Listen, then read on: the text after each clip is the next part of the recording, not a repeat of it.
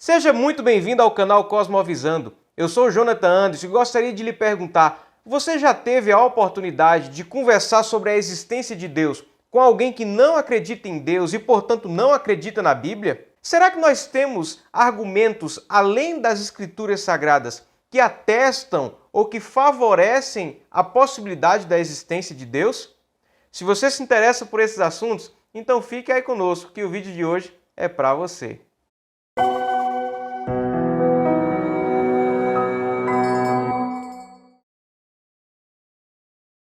Para nós, a existência de Deus é a grande pressuposição da teologia.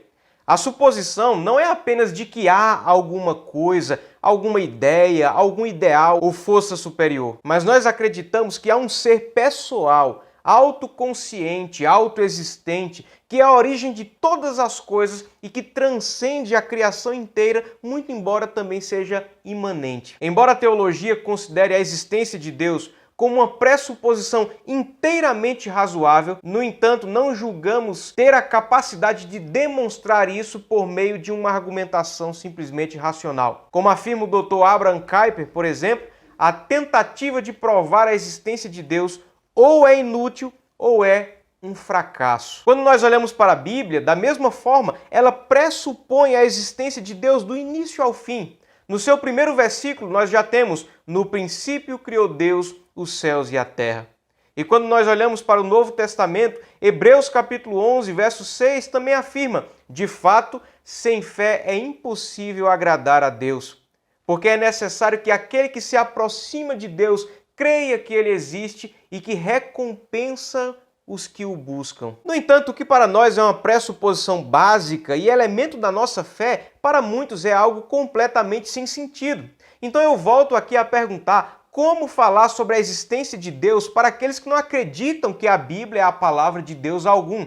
Será que nós temos argumentos racionais, além das Escrituras, que provam ou pelo menos atestam, afirmam a existência de Deus? Um assunto como esse naturalmente não ficou sem debate, não ficou sem contribuição histórica e filosófica. No entanto, nesse vídeo reuniremos os principais argumentos em favor da existência de Deus. O primeiro é o chamado argumento ontológico. Ele foi utilizado por filósofos como Anselmo e pelo René Descartes. Esse argumento sustenta-se no fato da mente humana ter uma ideia de um ser perfeito. E se a existência é um atributo de um ser perfeito, logo esse ser, para ser perfeito, precisa necessariamente existir. Esse argumento também encontrou uma variação na famosa frase do René Descartes: penso, logo existo. Uma variação, então, desse argumento seria: eu penso e tenho a ideia de um ser perfeito, superior a todas as coisas. Então, se eu e a humanidade, de uma forma geral, tem essa ideia de um ser perfeito, pensa em um ser perfeito, logo esse ser existe. Apesar de ter sido um argumento utilizado por muitos filósofos, ele perde a sustentação pelo simples fato de ter como ponto de partida a mente humana. Mas a discussão não para por aí, porque nós temos em seguida o chamado argumento cosmológico.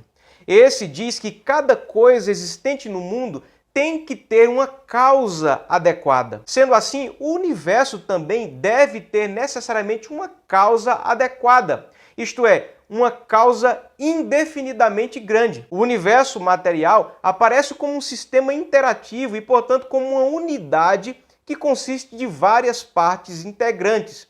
Deve haver, portanto, esse agente que integre e que veicule essa interação dessas várias partes distintas, para que o universo seja de fato um cosmos e não um caos. Em seguida, nós temos o chamado argumento teleológico, que afirma que em toda parte o mundo revela inteligência, ordem, harmonia e propósito.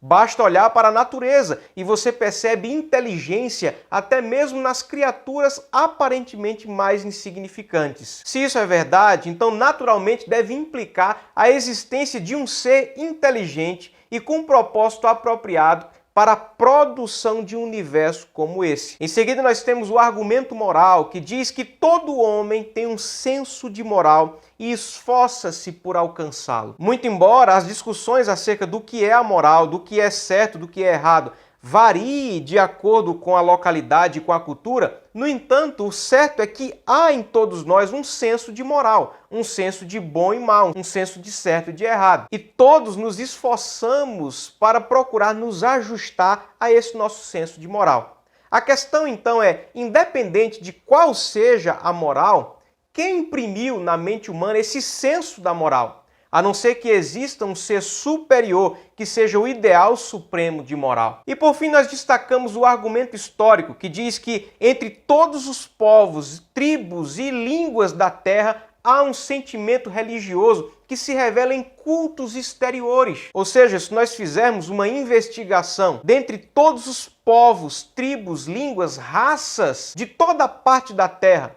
até mesmo aquelas tribos mais isoladas que nunca tiveram contato com o chamado homem da civilização, homem moderno, homem branco ou como queira chamar. No entanto, todas essas tribos, esses ajuntamentos, mesmo os mais remotos, eles têm a sua ideia da divindade, mesmo que a sua divindade seja completamente diferente da nossa. Mas eles têm a ideia da existência de um ser divino, de um ser superior.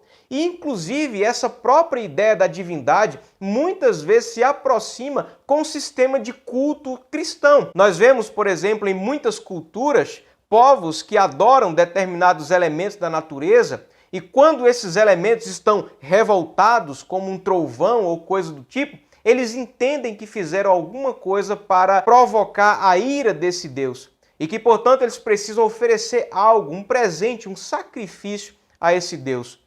Nós percebemos, portanto, que essa ideia da divindade está impregnada em toda a raça humana. Se é assim, nós podemos afirmar então que o fenômeno é universal. Ele deve pertencer então à própria natureza da humanidade. E se a natureza humana então naturalmente leva ao culto religioso, isso só pode achar sua explicação na existência de um ser superior que constituiu o homem como sua imagem e semelhança e colocou nele o que os reformadores chamaram da semente da religião. Ao final desse vídeo, então, tendo elencado os principais argumentos racionais em favor da existência divina, eu posso dizer com plena convicção que absolutamente nenhum deles prova ou chega perto de provar a existência de Deus.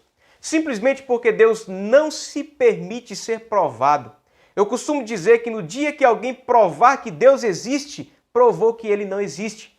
Porque Deus não se permite ser engaiolado. Ele é grande demais para as nossas concepções racionais e filosóficas. No entanto, mesmo dizendo que Deus é esse incompreensível, os teólogos ainda afirmam que ele é cognoscível. Ele pode ser conhecido e ele é conhecido na medida em que ele se revela. Portanto, por mais que tenhamos argumentos filosóficos e racionais para mostrar a plausibilidade da nossa fé, somente a obra do Espírito Santo pode convencer alguém da existência de Deus e da obra da salvação em Cristo Jesus. Portanto, temos esses argumentos mostrando a plausibilidade da nossa fé, mas Deus ainda não se permitiu ser provado. Se queremos então conhecer a Deus, nos acheguemos perto dele e pressuponhamos que ele existe, como diz Hebreus, e que ele recompensa aqueles que se aproximam dele com fé e que o buscam. E se você gostou do vídeo de hoje, eu peço, se inscreva aqui no nosso canal, compartilhe o nosso vídeo com seus amigos. Até o próximo vídeo e um forte abraço.